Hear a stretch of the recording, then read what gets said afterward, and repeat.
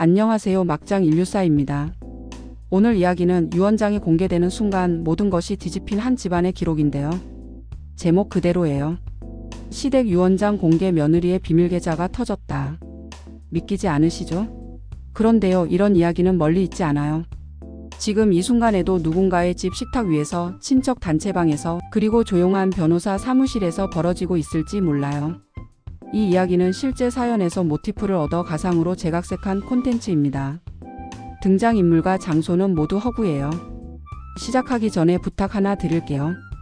이 채널은 여러분의 구독과 좋아요, 그리고 알림 설정이 정말 큰 힘이 됩니다. 주변 소중한 분들께 공유도 부탁드리고요. 오늘 이야기는 결말까지 들으셔야 왜 모든 게 터졌는지 이해될 거예요. 끝까지 함께 해주세요. 한때 번듯했던 소규모 제조업 가문이 있었습니다.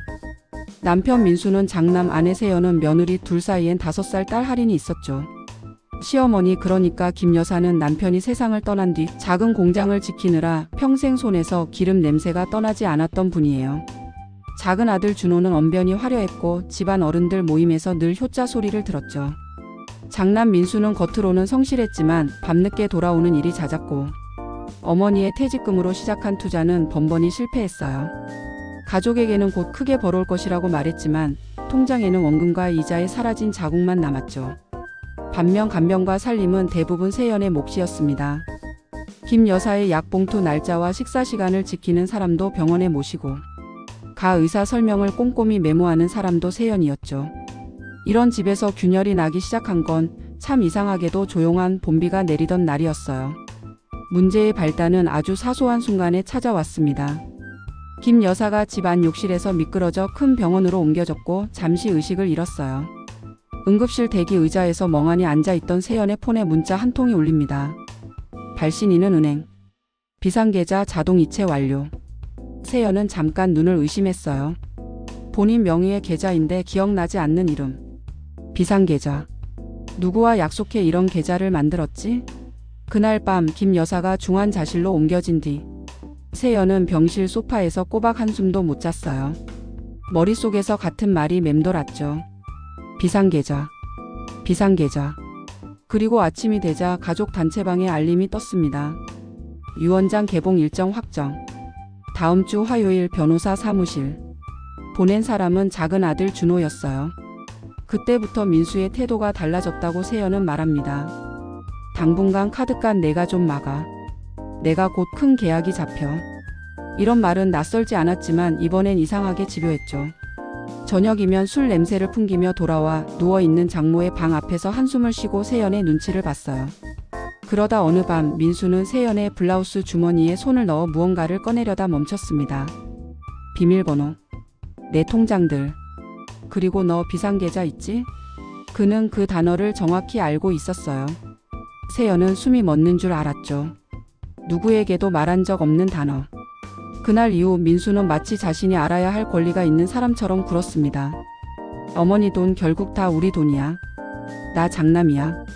내가 뭔데 숨겨? 그의 목소리는 낮고 길게 늘어졌고 세연은 그 순간 처음으로 공포를 느꼈어요. 세연은 스스로에게 물었습니다. 정말 내가 뭘 숨기고 있는 걸까? 다음 날 은행에 가 거래 내역을 뽑았습니다. 낯선 계좌는 분명 본인 명의였어요. 그리고 더 놀라운 건 입금인의 이름. 대부분이 김 여사였습니다. 메모에는 짤막한 글씨가 붙어 있었죠. 간병비. 급한 약가. 할인 어린이집. 그리고 어떤 날에는 혹시 모르니 내 이름으로. 세연은 창구 앞에서 한동안 움직이지 못했어요. 머릿속에서 김 여사의 목소리가 들려오는 듯 했습니다. 혹시라도 내가 억울한 일을 당하면 내 계좌에 좀 남겨놔. 나는 너한테 그런 거라도 해주고 가야 마음이 놓여. 유언장을 열기 나흘 전 집안 분위기는 기이할 만큼 조용했어요. 작은 아들 준호는 수시로 장모를 찾아와 세연에게 물었죠. 형수, 혹시 어머니가 따로 남겨둔 돈이 있나요? 없어요. 그럼 공장 지분은 형 몫이겠죠? 모르겠어요. 준호의 눈빛은 부드러웠지만 질문은 서늘했어요. 그리고 그날 밤 준호는 술 한 병을 들고 민수와 속닥거렸습니다. 형, 확실해야 해. 유언장? 믿지 마. 우리가 증거를 만들어야지.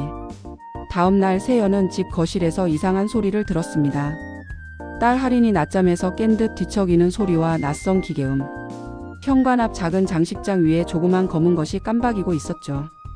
보안 카메라였습니다. 누가 왜 여기다? 민수는 말합니다. 요즘 빈집털이 많대. 안전하라고 달았어. 그 말은 어색하게 공중에 떠 있었어요. 유원장 개봉날. 변호사 사무실의 회의실은 묘한 긴장으로 가득했어요. 벽식의 초침 소리가 유난히 크게 들렸죠. 변호사가 들어와 서류철을 내려놓고 말합니다. 고인의 뜻에 따라 오늘 작성된 문건을 봉인 해제합니다. 모두 숨을 죽였어요. 첫 문장은 담담했습니다. 내 마지막 뜻은 집안이 더는 다투지 않는 것이다. 그리고 나서 구체적인 항목이 이어졌죠. 살던 집은 손녀 할인에게, 공장 지분은 정리하여 일부는 직원 퇴직금으로 일부는 자선에, 며느리 세연에게는 간병과 양육의 보상으로 일정에게 생활자금을 지급한다. 순간 민수의 얼굴이 굳었습니다. 잠깐만요. 그러면 공장은요? 장남인 저한테 넘어오는 거 아닌가요? 변호사는 조용히 고개를 저었어요. 고인은 생전에 아들들의 재정 습관을 우려하셨습니다. 그때 작은 아들 준호가 자리에서 일어나 서류를 내밀었습니다. 그렇게는 못합니다. 여기 증거가 있어요. 형수의 비밀 계좌. 어머니의 돈이 형수 계좌로 빠져나간 내역. 그리고 현관 보안 카메라에 찍힌 형수가 현금 봉투를 들고 나가는 모습. 민수는 기다렸다는 듯 고개를 끄덕였죠. 봐요, 이게 다 뭐예요? 형수가 고모한테까지 손을 뻗었어요. 세연은 입술을 깨물었습니다. 손이 떨렸어요. 변호사가 고개를 들어 물었죠. 세연 씨 사실입니까? 세연은 숨을 고르고 말했습니다. 네, 저 계좌는 제 이름이에요. 하지만 입금한 건 시어머니셨어요. 준호는 냉소했습니다. 그럼 왜 비상계좌? 왜 장부를 안 남겼죠? 그 순간 변호사는 서류철 맨 뒤에서 작은 봉투를 꺼냈습니다. 분쟁이 생길 경우에만 열어달라는 고인의 별도 녹음과 편지입니다. 회의실의 공기가 달라졌어요. 재생 버튼이 눌리고 오래된 라디오처럼 약간 잡음 섞인 목소리가 흘렀습니다. 세연아, 이걸 듣는다면 내가 아마 내 곁에 없겠구나. 미안하다. 내 이름으로 돈을 조금씩 넣었다. 너는 내게 딸이었다. 내가 너한테 해줄 수 있는 건 이것뿐이더라. 혹시 내 아들들이 너를 몰아붙인다면 서랍 3번째 칸. 그 안에 도장과 영수증 그리고 준호가 공장 돈을 뺀 장부 사본이 있다. 민수야, 너도 알고 있니? 내가 적어준 종이 빚은 결국 내 퇴직금이었다. 녹음은 한동안 멈추더니 마지막에 이렇게 끝났습니다. 다투지 마라. 다투면 내 남은 건 모두 직원들과 바깥으로 간다. 회의실은 정적에 잠겼습니다. 민수는 어깨가 굳었고 준호는 얼굴이 창백해졌어요. 변호사가 조용히 말을 이었죠. 고인의 편지 원본과 영수증 사본이 여기 있습니다. 그리고 고인의 서명과 지장, 병원 의사의 확인서도 함께요. 세연은 눈을 감았습니다.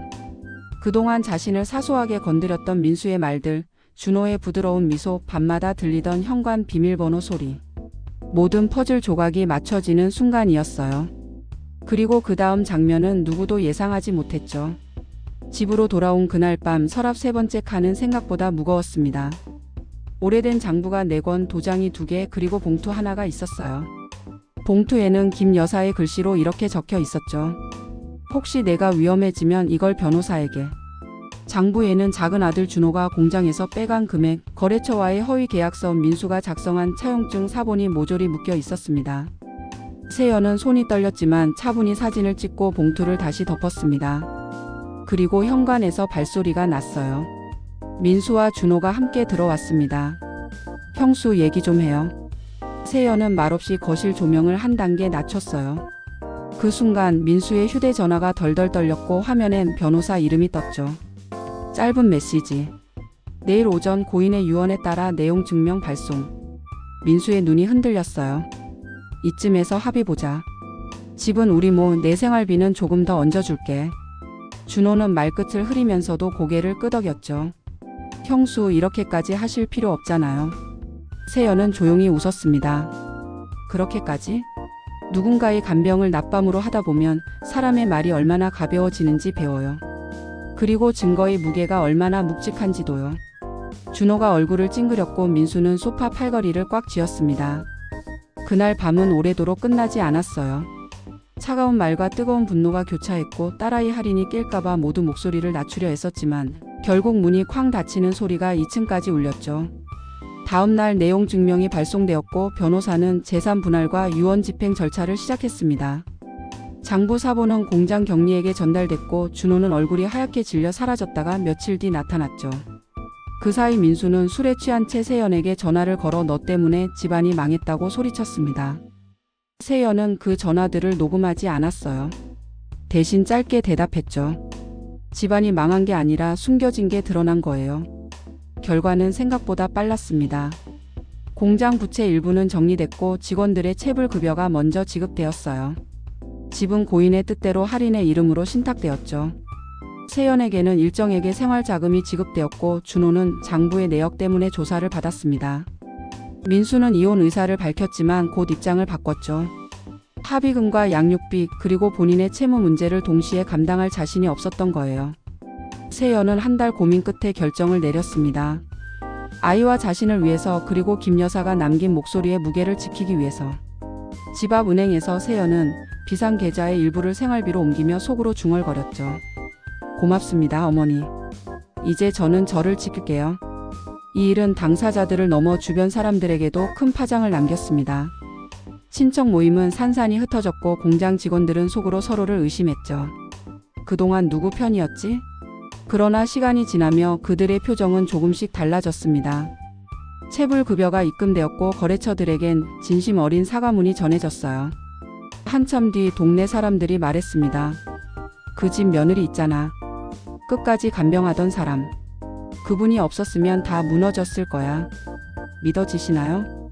유언장 한 장, 계좌 한 줄, 그리고 녹음 파일 몇 개가 그렇게 사람의 얼굴을 바꾸었습니다. 여기서 잠깐 오늘 이야기에서 우리가 가져갈 수 있는 건 뭘까요? 누군가의 집요한 의심과 가벼운 약속, 그리고 보이지 않게 흘러가던 돈의 방향을 이해하는 일. 관계에서 가장 먼저 무너지는 건 신뢰, 그리고 가장 마지막까지 남아 사람을 지키는 건 기록과 증거예요. 저는 여러분께 묻고 싶습니다. 만약 이런 일이 여러분 곁에서 벌어진다면 어디서 선을 그으시겠어요? 혼자서 버텨야 할 때 무엇으로 자신을 지키시겠습니까? 어떤 말보다 묵직한 건 오늘 김 여사의 목소리처럼 손으로 쓴 짤막한 메모 한 장일지도 모릅니다. 이야기의 끝에서 세연은 아이 손을 잡고 공원 벤치에 앉아 있었습니다. 봄바람이 불어와 머리카락을 가만히 흔들었죠.